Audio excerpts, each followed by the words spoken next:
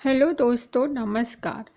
तो दोस्तों, हमारी आज की कहानी है बीबी हो तो ऐसी। तो चलिए इस कहानी को हम शुरू करते हैं। बीवी हो तो एक ऐसी। बादशाह अपने एक महल की छत बादशाह पर टहल अपने रहा था। टहलते टहलते उसकी नज़र महल के नज़दीक घर के छत पर पड़ी, जिस पर एक बहुत खूबसूरत औरत कपड़े सुखा रही थी। बादशाह ने अपने एक बांदी को बुलाकर पूछा, किसकी बीबी है यह? बांदी ने कहा, बादशाह सलामत, यह आपके गुलाम फिरोज की बीबी है। बादशाह नीचे उतरा। बादशाह पर उस औरत के हुस्न जमाल का सहर छाया गया था। उसने फिरोज को बुलाया। फिरोज हाजिर हुआ तो बादशाह ने उससे कहा, फिरोज, हमारा एक काम है। हमारा यह खत फला मुल्क के बादशाह को दे आओ और इसका जवाब भी उनसे ले आना।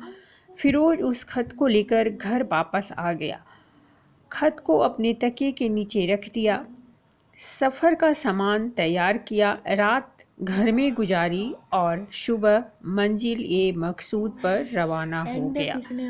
इस बात से लाइल्म के बादशाह ने उसके साथ क्या चाल चली है। इधर जैसे ही फिरोज नज़र से ओझल हुआ, बादशाह चुपके से फिरोज के घर पहुंचा और आहिस्ता से फिरोज के घर का दरवाज़ा खटखटाया। फिरोज की बीवी ने कहा, कौन है? बादशाह ने कहा, मैं बादशाह हूँ, तुम्हारे शौहर का मालिक। तो उसने दरवाज़ा खोला। बादशाह अंदर आकर बैठ गया। फिरोज की बीवी ने हैरान होकर कहा, आज बादशाह सलामत यहाँ हमारे गरीब खाने में? बादशाह ने कहा, मैं यहाँ मेहमान बनकर आया हूँ।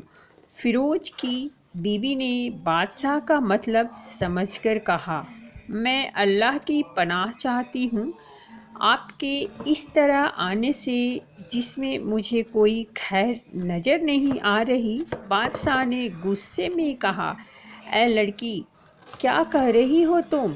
शायद तुमने मुझे पहचाना नहीं। मैं बादशाह हूँ, तुम्हारे शौहर का मालिक।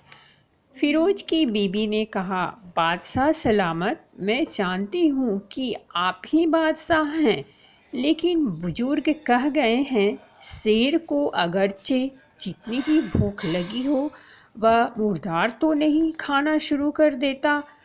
और कहा, बादशाह सलामत, तुम उस कटोरे में पानी पीने आए हो जिसमें तुम्हारे कुत्ते ने पानी पिया है। बादशाह उस औरत की बातों से बड़ा शर्मसार हुआ और उसको छोड़कर वापस चला गया, लेकिन अपने चप्पल वही भूल गया। यह सब तो बादशाह की तरफ से हुआ। अब फिरोज को आधे रास्ते में याद आया कि जो खत बादशाह ने उसे दिया था वह तो घर पर ही छोड़ आया है। उसने घोड़े को तेजी से वापस मोड़ा और अपने घर की तरफ लपका।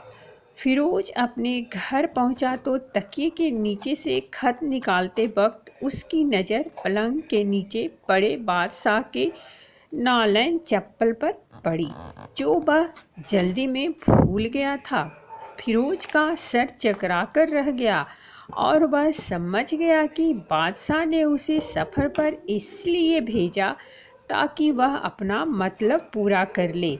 फिरोज किसी को कुछ बताए बगैर चुपचाप घर से निकला। खत लेकर वह चल पड़ा और काम खत्म करने के बाद बादशाह के पास वापस आया तो बादशाह ने उसे इनाम के तौर पर 100 दिनार दिए।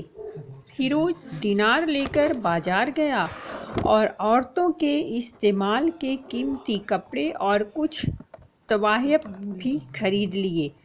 घर पहुंचकर बीबी को सलाम किया और कहा, चलो तुम्हारे मैके चलते हैं। बीबी ने पूछा, यह क्या है?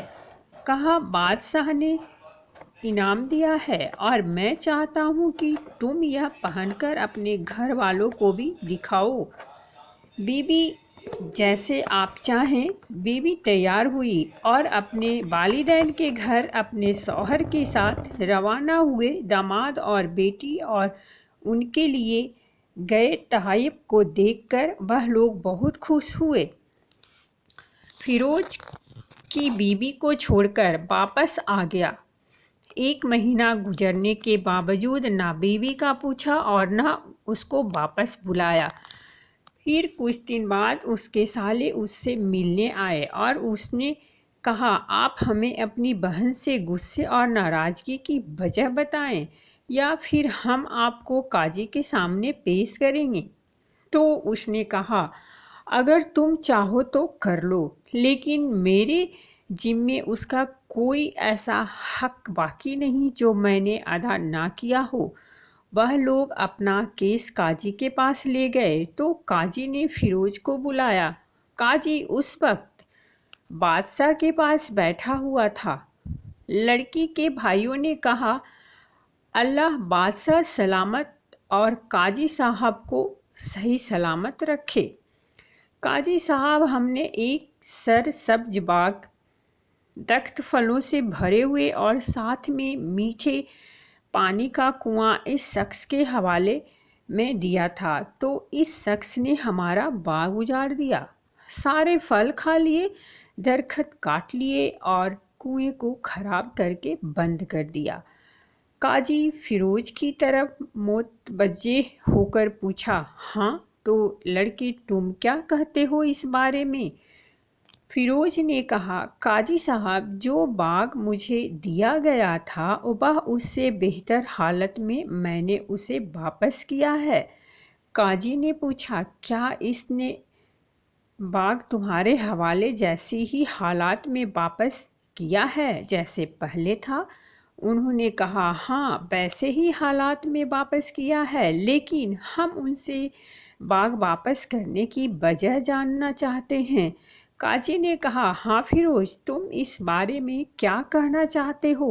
फिरोज ने कहा, काजी साहब, मैं बाग किसी बुग़्ज़ या नफ़रत की वजह से नहीं छोड़ा, बल्कि इसलिए छोड़ा कि एक दिन जब मैं बाग में आया तो उसमें मैंने शेर के पंजों के निशान देखे, तो मुझे खौफ हुआ कि शेर मुझे खा जाएगा। इसलिए शेर के इकराम की वजह से मैंने बाग में जाना बंद कर दिया। बादशाह, जो टेक लगाए हुए यह सब कुछ सुन रहा था, उठकर बैठ गया और कहा, फिरोज, अपने बाग की तरफ अमन और मुतमईन होकर जाओ। अल्लाह की कसम, इसमें कोई शक नहीं कि शेर तुम्हारे बाग में आया था, लेकिन वह वहाँ पर न तो कोई असर छोड़ सका, न कोई पत्ता तोड़ सका और न ही कोई फल खा सका। वह वहाँ पर थोड़ी देर रहा और मायूस होकर लौट गया, और खुदा की कसम, मैंने कभी तुम्हारे जैसे बाग के गिर्द लगे मजबूत दीवारें नहीं देखी। फिरोज अपने घर लौट आया और अपनी बीवी को भी वापस ले लिया। न तो काजी को पता चला और न ही किसी और को कि माजरा क्या है। क्या खूब बेहतर है अपने आइलो आयाल के राज को छुपाना कि लोगों को पता ना चले, अपने घरों के भेद किसी पर जाहिर ना होने दें। तो दोस्तों, ये थी हमारी आज की कहानी। अगर कहानी पसंद आई हो तो प्लीज़ हमारे चैनल को लाइक कीजिए, सब्सक्राइब कीजिए और वीडियो को शेयर ज़रूर कीजिए। Thank you.